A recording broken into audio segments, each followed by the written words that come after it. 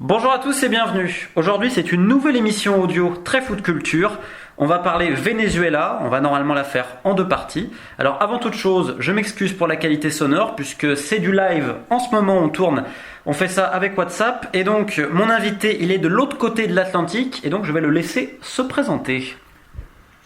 Salut à tous, salut Romain. Pour faire simple en deux trois lignes, c'est moi Rodolphe. Ma femme est vénézuélienne.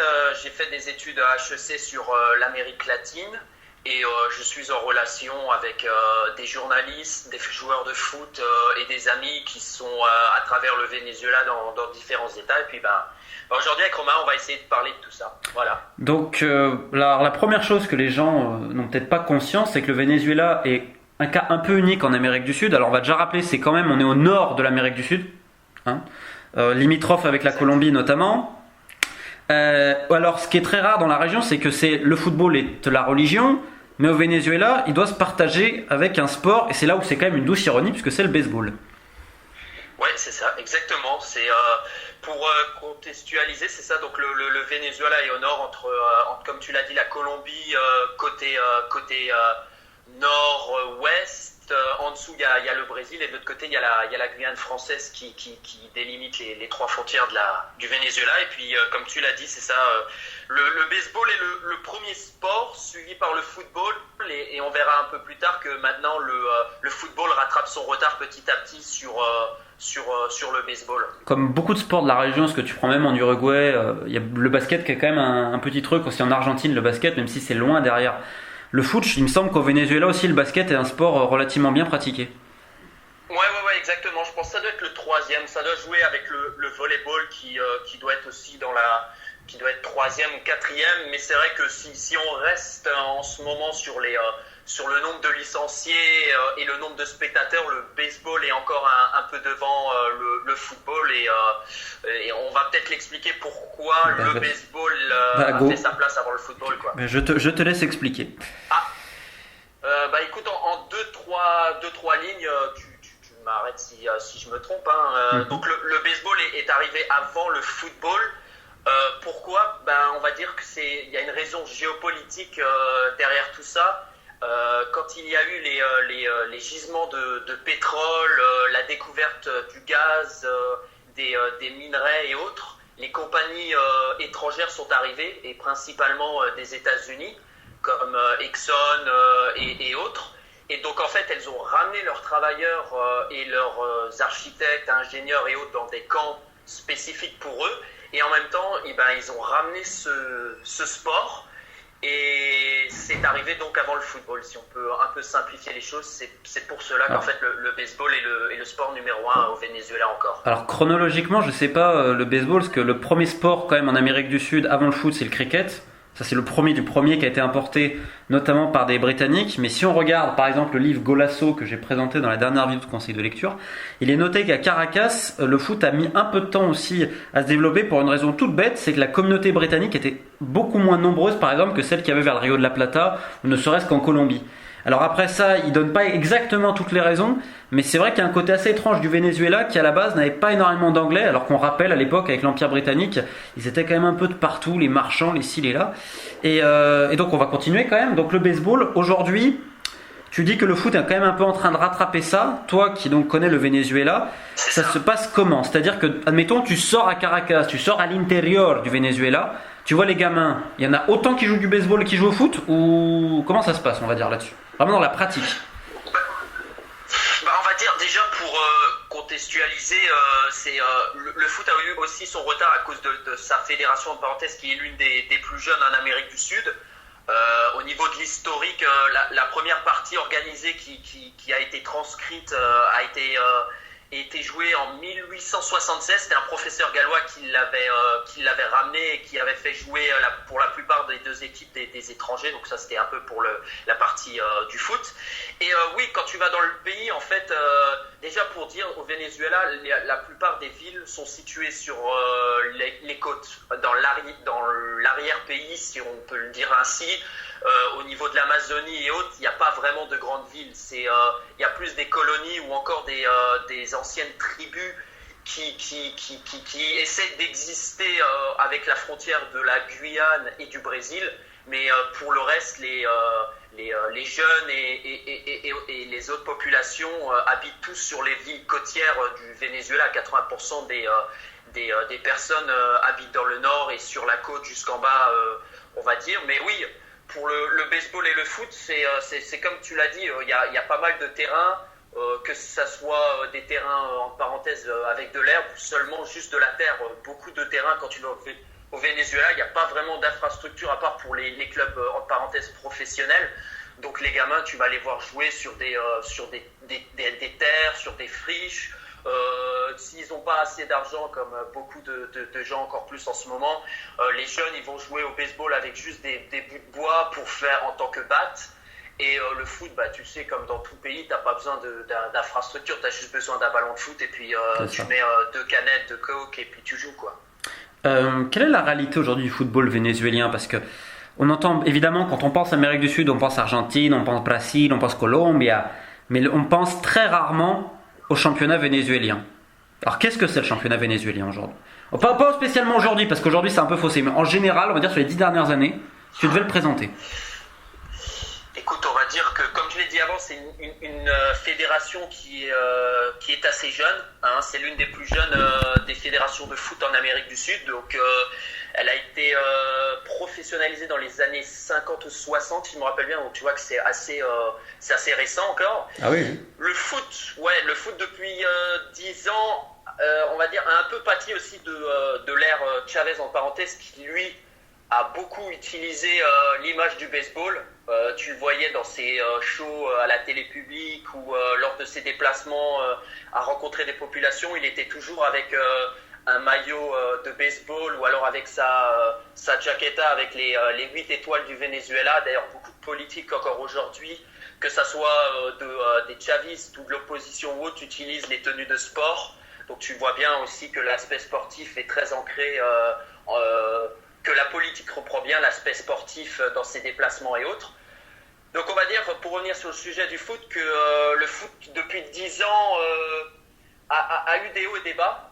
Des hauts depuis, on va dire, la Copa América qu'ils ont eu en 2007, qu'ils ont organisé avec des bons résultats. Ça s'est encore vu un peu plus lors de l'édition d'après, où ils ont fini 4e, je crois. Et après, il y a eu des super performances, comme la dernière Coupe du Monde U20 en Corée, où la Vinotinto des moins de 20 a fini en 2e en perdant la finale contre l'Angleterre. Et il y a eu aussi débat avec des affaires de corruption dans les dernières années, et encore maintenant, on en parlera je pense plus tard. Il y avait la FIFA en 1973, si je me rappelle, qui avait expulsé en parenthèse la fédération pour des problèmes internes, et encore il n'y a pas longtemps pour des affaires de corruption et de malversation. On le verra plus tard, mais il y a des hauts et des bas dans cette fédération, donc c'est un peu compliqué pour le football en général au Venezuela. Alors tu parles évidemment de Chavez, qui évidemment revient dans toutes les bouches aujourd'hui. On va quand même rappeler un truc, c'est qu'il y a beaucoup d'hommes politiques qui des fois utilisent leur prétendu amour pour un sport pour avoir une bonne image, mais lui par contre avec le baseball, je pense pas que son amour pour le baseball était fin, pour le coup. Je pense qu'il était réel. Oui, non, c'est bien que tu le dises, Chavez, avant qu'il soit dans la politique et avant qu'il soit militaire. D'ailleurs, on parle de lui quand il a fait ses études militaires, il les avait faites à contre-cœur, entre parenthèses, parce que lui, tout ce qu'il voulait faire, c'était continuer sa carrière dans le baseball. Et on disait de lui du plus grand bien qu'il aurait pu faire une carrière dans le baseball professionnel, et il a dû arrêter ça à cause d'une blessure. Mais son amour pour le baseball a toujours été quelque chose de très important pour lui. Et comme je l'ai dit avant, dès qu'il faisait un déplacement ou lorsqu'il parlait à la télé publique dans ses différents shows, tu le voyais souvent à la fin ou au début aller sur le terrain où il y avait de l'herbe et puis taper 1 ou 2 balles avec sa batte, avec des enfants ou avec des gens. Donc c'était quelque chose de très très ancré au sein de son entité, quoi. Et ce qui est assez marrant, c'est que son frère, lui c'est l'inverse, c'est le football. Ouais, exactement. Adelis Chavez, c'était le football. Après, il a été un fan, mais on va dire que il a repris le club de Zamora, qui est pourquoi Zamora. On va me dire déjà premièrement parce que c'est le club qui se situe dans l'état où la famille Chavez est née. Donc c'est pour ça un peu qu'il l'a repris. Et deuxièmement, le club avait failli disparaître en 1998. Et donc avant lui, le président c'était le maire d'une ville de l'état où la famille Chavez est née. Je ne sais plus le nom de ce maire. Et après, ce maire-là a été un peu un dissident du courant chaviste. Donc ils l'ont un peu évincé. Ils lui ont dit écoute, t'es gentil, tu vas partir. Et là, ils lui ont demandé qui pour reprendre la présidence du Football Club Zamora. Donc ils ont demandé à Adelis Chavez, qui en même temps était le vice-président du comité d'organisation de la Copa América 2007. Intéressant ça. Pour la petite info. Et donc il a repris le club de la province des Barinas.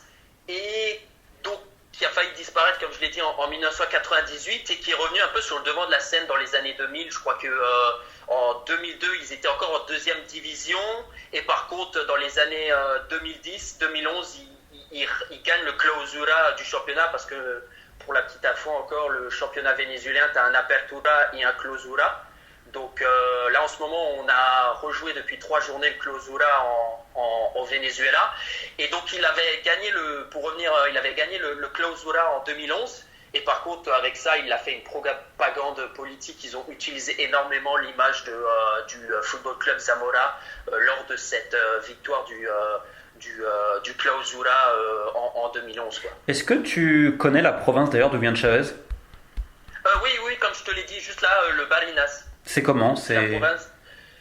C'est une région très rurale, très métisse. Chavez, c'était pour ceux qui ont la tête, qui ont sa tête dans l'esprit, c'est quelqu'un de métis. Hein. Il a été, il a vraiment il est pas blanc, il est pas noir, c'est un métis. Et donc il est né dans une famille tout assez normale. Sa mère était institutrice, si je me rappelle. Il a été par contre éduqué plus par sa grand-mère que par sa famille. Ouais, c'est vrai. C'est plus sa grand-mère qui l'a éduqué et qui l'a aidé à avancer dans la vie et à faire ses études à faire son service militaire, pardon. Mais c'est vraiment une province très rurale du Venezuela. C'est loin de Caracas. C'est très rural. Ouais, quand même, on va dire. C'est quand même. C'est plus. Si tu veux, le Barinas, c'est vers la Colombie. D'accord, j'avoue. Okay, c'est plus à l'ouest, donc c'est vraiment très rural. Dès que tu sors un peu de Caracas et des grandes villes, ça reste assez rural. C'est plus des champs et de la culture de légumes ou autre. Donc c'est vers la Colombie, si tu veux. Ce qui est intéressant quand même avec Chavez et le football, je trouve, c'est que c'est vraiment à l'inverse de toute la stratégie politique des autres pays de la zone qui ont surutilisé le football. J'ai pas l'impression que lui l'a tant utilisé que ça. J'imagine que ça a été utilisé notamment en 2007 quand ils accueillent la Copa, mais j'ai pas l'impression qu'il en a abusé. En fait, je pense que tu l'as bien résumé. Il l'a pas abusé, peut-être pour la Sudamericana 2007. Pour ceux qui s'en rappellent, Maradona avait été invité. Il avait été invité durant les matchs de la Copa América 2007. Maradona, c'était un très grand ami. D'ailleurs, il reste encore. C'était vraiment un de ses amis proches, Maradona, lui avec Chavez, avec l'ancien de Cuba. Donc c'est vraiment quelque chose de très ancré. Là par contre, lorsqu'ils ont organisé la Copa América 2017, c'était à outrance. Hein. Là par contre, c'est allé dans tous les côtés. Mais c'est vrai que sortant de cette Copa América, il n'a pas fait, c'était pas vraiment son dada. Il a fait quelques matchs. Comme on l'avait publié sur Twitter il y a quelques jours, où tu le vois essayer de taper la balle en parenthèse lors d'un match lors d'un match normal, un amical, mais tu vois que c'est pas du tout son truc le football, que lui c'est le baseball à 100% et qu'il n'a pas du tout utilisé l'image du football. D'ailleurs, petite question entre parenthèses, est-ce que dans le club de Zamora, donc dirigé par le frère de Chavez, est-ce qu'on a vu un budget qui d'un coup augmente avec des sponsors qui arrivent de manière exponentielle ou finalement pas vraiment? Je pense que la question des sponsors est la bonne. si on met ça en relation avec ce qui se passe en ce moment au Venezuela, où tu vas te dire oui, mais comment ça se passe en ce moment pour que les joueurs continuent à jouer alors qu'il y a la crise, il y a l'inflation et autres. Tout simplement, les sponsors, la plupart du temps, sont des sponsors publics. La plus grosse compagnie de pétrole du Venezuela, PDSVA, est donc contrôlée par l'État et finance la plupart des clubs directement ou indirectement au Venezuela, et ce fameux club de Zamora sur son maillot, comme sur le club de Zulia, l'ancien club de Juan Arango, tu verras, il y a marqué PDSVA. Donc non, pas par outrance, on va dire qu'il l'a sauvé. Et après, comme je t'ai dit, ils ont gagné ce titre dans les années 2010 du Clausura, mais sinon ça n'a pas été non plus à outrance, où ils ont racheté tous les joueurs du pays, où ils ont essayé de faire venir des joueurs de l'étranger. Pour te dire, le plus gros salaire du championnat en ce moment, c'est un joueur paraguayen qui l'a avec le Deportivo Táchira. Donc tu vois, il y a... Ouais, c'est ça. Et je pense... c'est un avis personnel, je pense que ça aurait été très contre-productif qu'admettons ton frère, d'un coup le budget devient le plus grand, etc. Les gens auraient pu se poser des questions, quoi. Et je pense que ça n'a aucun intérêt. En plus, ça reste un club, comme tu dis, qui n'est pas à Caracas. Si ce club-là d'un coup devient une force du Venezuela, ce serait quand même complètement illogique. C'est ça, surtout comme tu l'as dit, c'est hors Caracas. La plupart des clubs, et comme lors du début historique du football au Venezuela, la plupart des clubs venaient seulement de Caracas. Le premier club, je crois, qui est à l'extérieur de Caracas, c'est le football club de Lara, qui était à l'extérieur de Caracas, mais sinon la plupart des clubs dès le départ étaient tous centralisés à Caracas, et encore aujourd'hui la plupart des clubs du Venezuela sont situés à Caracas, quoi. Question importante, tu m'avais expliqué que les dépenses par contre liées au sport ont littéralement explosé sous Hugo Chavez, que vraiment ça a été par contre un vrai programme pour le coup, vraie idée politique derrière, parce que c'est ça, les dépenses ont vraiment explosé. Ouais, exactement. Comme je te l'ai dit, après c'est très politique, hein, l'image du sport. Encore aujourd'hui, je l'ai dit avant. Mais ça peut être aussi pour une vision sociale. Si tu réfléchis, quand même, un dirigeant peut se dire que par le sport, c'est aussi une manière de se sortir de la merde, notamment de tout ce qui est néfaste, que ce soit drogue, etc., l'ennui et donc potentiellement la délinquance. C'est aussi, je pense que pour moi, un dirigeant qui investit réellement sur le sport, je dirais de la base, tu es obligé d'avoir une vision sociale. Et je pense que pour Chavez, qui quand même, on peut dire tout ce qu'on veut sur lui, je pense que quand même, il avait des idées réellement sociales. Je pense que ça quand même s'est prouvé. Après, on pourra reparler plus tard de son programme économique, des erreurs, parce que évidemment, pas tout le monde n'est bon dans la terre, hein, tout le monde fait des erreurs. Mais je pense que là-dessus, quand même, il y avait une idée sociale. Est-ce que je me trompe ou pas? Non, t'es tout beau, Romain. Oh bah. T'as tout dit. Non, mais on arrête le podcast. Bah voilà, bonne soirée. Non, tu l'as bien dit. Avant lui, dans les années 90, on parle d'un investissement total entre 4 et 6 millions de dollars, entre 92 et 98. Et lorsqu'il est arrivé, on a eu un choc environ ça a explosé. En 10-11 ans, on a environ eu un investissement de 130 millions de dollars. C'est énorme. Donc, c'est énorme. Et comme tu l'as dit, c'est bien que tu m'aies fait penser à ça.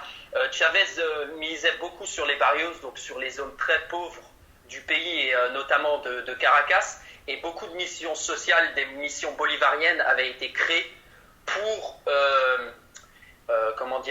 pour inciter les gens et surtout les jeunes à sortir et aller jouer différents sports, que ce soit le foot, le baseball ou autre. Et donc il a créé des missions bolivariennes pour inciter les jeunes à sortir. Et il y avait une mission, la plus fameuse avait été créée en 2002, qui s'appelait la mission Barrio Adentro Deportivo.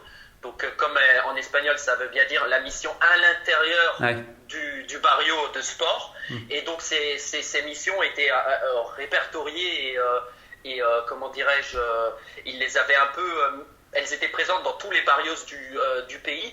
En 2006, il avait aussi créé la Universidad Deportiva del Sur, donc dans l'état de Corredes. Donc ça, c'était vraiment une université plus pour l'esprit, pour que des entraîneurs sortent de cette université. C'est bien, il y avait ça. vraiment une pensée. Ouais, exactement. C'était plus pour former des entraîneurs, c'est exactement des entraîneurs, même tout ce qui est le domaine de la santé autour du sport, et ce qui est, c'est ça, pas que l'aspect sportif. Après, on sait que cet État, les détracteurs ont dit que c'était une région très rurale et qui était dirigée et qui est toujours dirigée par les chavistas. Donc c'était aussi un peu pour, tu vois, il y a toujours cette vision politique qui n'est jamais très loin du sportif. Mais en tout cas, depuis son arrivée au début des années 99, il avait réussi à mettre ça en place et puis ça a continué durant les années ensuite, quoi. Alors, dernière question pour cette première émission. Est-ce que tu penses que ces investissements, qui j'imagine ont été également en termes de structure, j'imagine qu'on a dû voir des nouveaux stades, on a dû voir quand même certaines choses, est-ce que tu penses que cette politique-là a apporté quelque chose au football vénézuélien réellement ou pas? Écoute, c'est une question assez complexe parce que on pourrait dire oui et en même temps dire non, parce que c'est bien que tu parles des stades. Beaucoup d'entre eux ont été construits pour la Copa América, pardon, pas la Sudamericana, c'est autre chose. Mais beaucoup d'entre eux ont été construits pour la Copa América 2007, des très beaux stades. Si vous allez voir sur internet les stades qui ont été construits pour cette compétition, des très grands stades de 40-50 000 places avec des toits très grands et autres. Donc ça a amené une certaine dynamique dans le pays pour cet événement. Donc il y a eu des infrastructures qui ont été construites pour cela, pour le futur. Et en même temps, le côté négatif, c'est que par exemple Hugo Chavez, en même temps qu'il était là, il a voulu créer le Hugo Chavez Park. Donc il y avait un parc aquatique à l'intérieur, un stade de baseball, un stade de football à l'intérieur, mais beaucoup de ces installations n'ont pas été terminées et on estime que la plupart des installations qu'il a voulu construire à la fin dans le pays, beaucoup d'entre elles sont finies à 35%, ou alors des stades comme celui, je sais, c'est quelle équipe de nouveau il a construit un stade, oui, le Monumental de Maturio, qui est le plus grand stade donc, du Venezuela et qui accueille l'équipe de Monagas à l'intérieur. Monagas, c'est la dernière équipe qui a été championne pour l'Apertura il y a quelques semaines. C'est une jeune équipe qui a été créée il y a quelques années et qui était plus en deuxième division. Et c'est un stade donc environ de 52 000 places. Donc on pourrait dire que c'est un peu quoi, le Vélodrome en France Non, le Vélodrome c'est plus grand, mais c'est quand même un stade énorme, quoi. C'est comme Hamden Park quasiment en Écosse, par exemple. C'est ça, c'est énorme le stade, mais par contre, ça a été créé dans une ville qui a à peine 500 000 habitants, et encore les 500 000 habitants sont vraiment, c'est sur une ville qui est énormément étendue, et il n'y a presque personne. Si vous avez l'occasion de le voir et l'opportunité quand il y a des streamings disponibles pour le championnat vénézuélien, le stade est presque vide. Il y a cet exemple, il y a l'exemple des autres stades qui ont été construits ou des infrastructures pour la Copa América et pour le futur soi-disant, qui n'ont jamais été terminés, ou alors des stades où on affirmait qu'il y aurait des toits ou des structures à l'extérieur, pas que pour le monde professionnel, ça n'a jamais été construit. Il y a eu des pots de vin, il y a eu des millions de dollars qui sont soi-disant étaient prêts pour des constructions de bâtiments et d'infrastructures qui n'ont jamais vu le jour et qui ont été plus du blanchiment d'argent. Donc c'est toujours un problème aujourd'hui parce que les infrastructures sont insalubres pour certaines ou n'ont jamais été entretenues vraiment depuis 2007 et encore plus aujourd'hui avec la crise. Donc il y a vraiment le côté, le revers de la médaille qu'on peut voir de plus en plus et en ce moment encore plus avec la crise où les installations, même à la télé, on peut le voir, la qualité des pelouses, les infrastructures à l'extérieur pour les jeunes qui n'ont pas été développées et certaines ont dû fermer à cause de l'insalubrité. Donc c'est vraiment dommage d'avoir voulu avoir impulsé cette dynamique à partir des années 2006-2007 et les différentes missions qu'il avait mis en place. Et à cause de la crise et de la mauvaise gestion du gouvernement et des différents ministères, soit un manque de moyens ou de l'argent qui a disparu, quoi. Alors, je pense que c'est une bonne conclusion, c'est-à-dire que tout ce que tu as décrit, c'est un peu ce qu'on voit à chaque fois dans une compétition, c'est-à-dire que les coups prévus sont jamais les bons, on s'aperçoit 10 ans après que lui, il a touché sur ci, il a touché sur ça.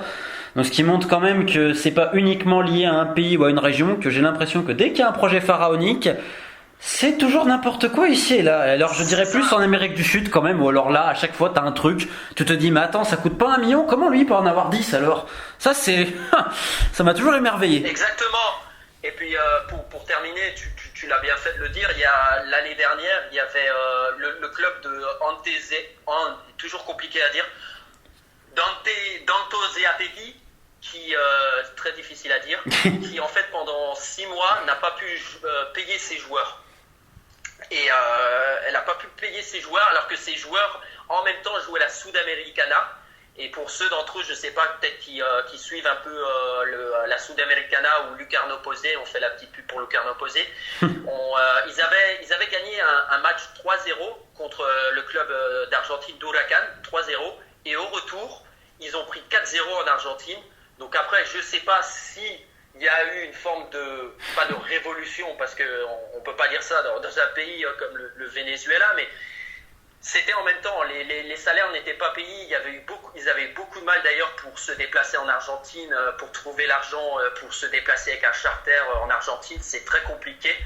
Donc je ne sais pas s'il y avait eu une affaire là-dedans, il y a eu aussi des affaires de matchs truqués où on avait demandé à certains joueurs de perdre volontairement le match. Il y a eu des joueurs qui sont partis du club définitivement à cause de cette histoire, qui ont adressé des lettres à la presse pour dire je ne veux plus jouer dans ce club parce qu'il y a eu soi-disant des affaires de pot de vin pour perdre le match. Donc il y a eu pas mal de crises l'an dernier, encore cette année des affaires de salaires non payés ou alors en retard, ou des clubs qui revenaient d'un match à 2-3 heures de route et puis qui se sont fait cambrioler le bus. Donc, c'est folklore. Le club de Truillanos, il a connu des problèmes de pot de vin l'an dernier, et puis lors du retour contre le Monagas Football Club cette année, en pleine route, il y a 6 hommes qui ont arrêté le bus, ils étaient armés et ils ont tout volé. Vous pouvez retrouver sur Twitter, vous verrez les photos, c'était sur le compte Twitter du club, où les joueurs se retrouvent torse nu, on leur avait piqué même les chaussures. Ils avaient juste un jogging et torse nu, ils étaient limite en slip, on leur avait tout volé, l'équipement, tout. Carajo, comme on dirait. Bah écoute, en tout cas, ouais, exactement. Je pense que ça termine bien le premier épisode. Donc si vous avez des questions vis-à-vis du second qu'on fera la semaine prochaine ou ces prochains jours, on verra. N'hésitez pas, sans doute, normalement sur le prochain épisode, on ira sur la situation actuelle et voir comment le foot se débrouille et voir un peu tous les liens aujourd'hui avec la politique et notamment avec la fédération et certaines factures. Vous allez voir, c'est assez marrant. Sur ce, j'espère que vous avez apprécié et on vous souhaite une bonne fin de journée.